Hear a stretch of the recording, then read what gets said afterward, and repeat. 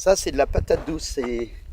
C'est impressionnant. Nous, dans nos terres à nous, les patates douces, elles vont devenir de plus d'1 kilo, sans eau, sans aucune humidité.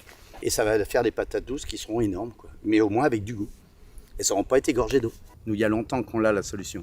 La différence, c'est que la solution qu'on a apportée aux paysans, on leur a donné de l'eau, on leur a donné de l'engrais, on leur a donné des pesticides. C'est-à-dire, on leur a mâché le travail, on les a rendus feignants, on les a pas rendus courageux, on les a rendus feignants. On revient comme au Moyen-Âge.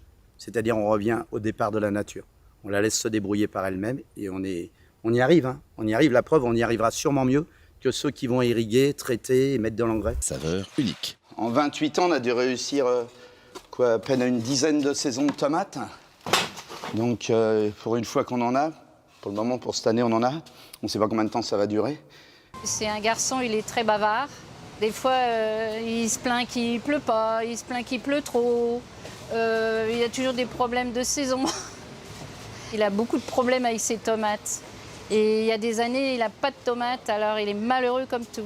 En 2012, 2013 et 2014, les pluies et la maladie avaient ravagé ses récoltes. Dans la famille, la tension était à son comble. Ma femme, l'année dernière, quand on a perdu les tomates, elle m'a dit c'est terminé, on ne fait plus de tomates, c'est plus la peine, c'est de la connerie. Mais j'ai dit, les tomates, si on arrête d'en faire en pleine terre, plus personne va vouloir en faire.